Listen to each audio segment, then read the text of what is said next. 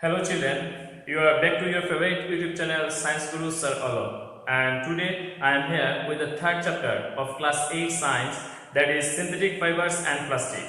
So before starting this chapter, first of all we have to understand about the fibers. What is fibers? Dear students, we know that the clothes which you wear are generally made up of fabrics. And these fabrics are made up of fibers which are obtained either from the plants or from the animals. So this is fibers. Now on the basis of the different resources, we can classify the fibers into two different types. The first one is the natural fibers and the another one is the synthetic fibers. Now what is natural fibers? The fibers which we obtain from the natural resources, that is either from the plant or from the animals, these are known as the natural fibers. As for example, cotton we can obtain from the cotton plant, wool we can obtain from the different animals, hairs of different animals, and also the silk we can obtain from the silkworm. So these are all about the natural fibers. Now, when we discuss about the synthetic fibers, the fibers which are not obtained from the natural resources, they are obtained from the artificial resources. They are made by human being. This type of fibers are known as the synthetic fibers. Now, when we discuss about the structure of synthetic fibers. Now we discuss about the structure of synthetic fibers. Synthetic fibers are generally a chain of small units joined together, and each small units, they are made up of chemical substances, and many such small units join together to form these fibers, and which is known as polymer also. Now what is polymer? Polymer, actually this is a Greek word.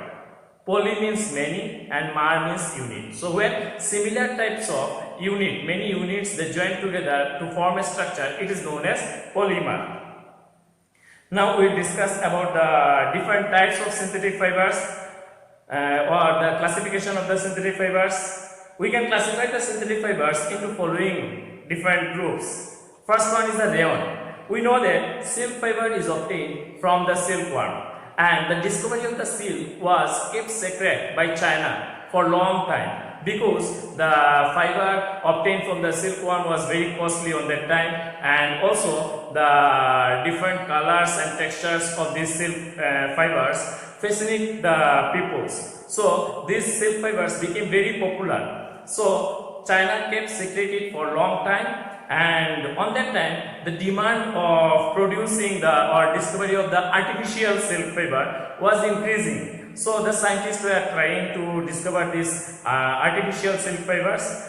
At the end of the 19th century, the scientists were successful to discover a fiber which had the same quality as the silk fiber. But that one was artificial. It was preparing by the chemical treatment of the wood pulp, and this is known as the rayon.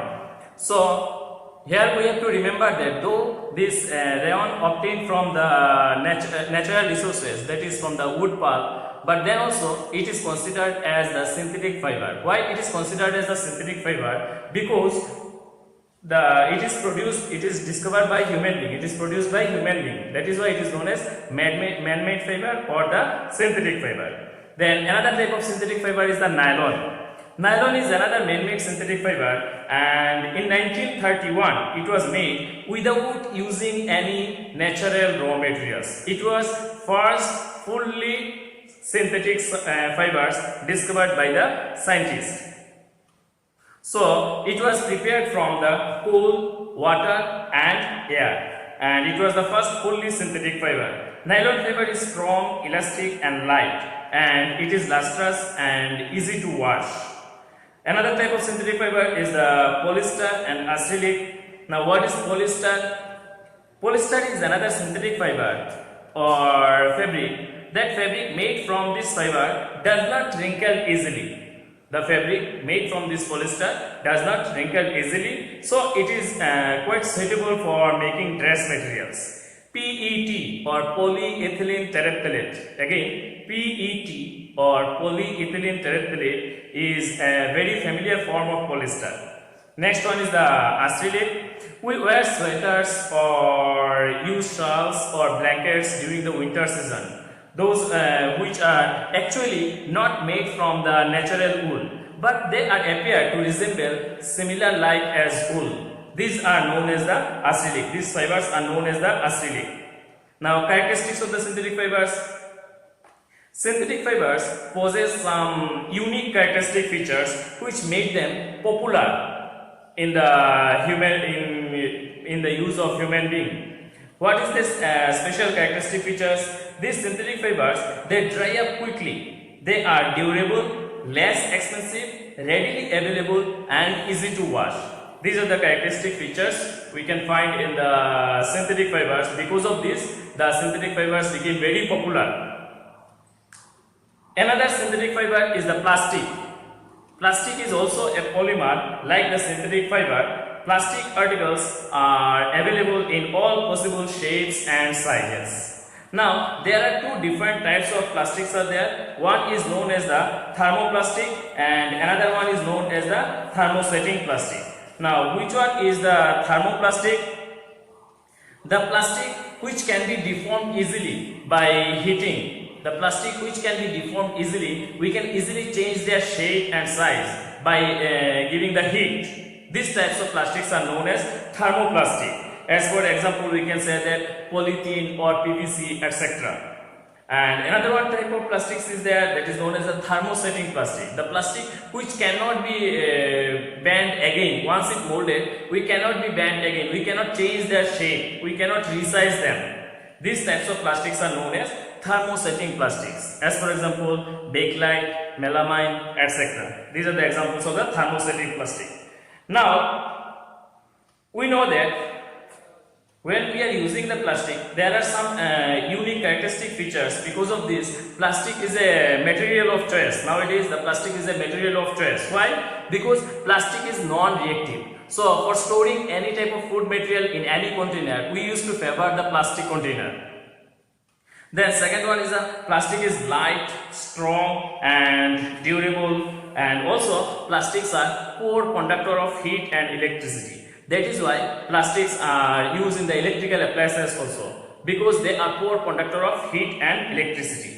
Now, when we are talking about the uses of the plastics, we have to remember that the plastics have some bad effect in our environment. Now, what are these bad effects in the environment? Because the plastics takes the long time for decompose.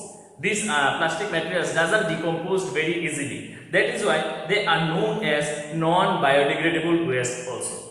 So what is biodegradable and non-biodegradable? The waste material which can be decomposed easily by the natural processes, like by the actions of the bacteria and the fungi. These types of plastics are known as the biodegradable. These types of waste materials are known as the biodegradable waste. Whereas the waste material which cannot be decomposed easily by the natural processes, they used to accumulate in the environment.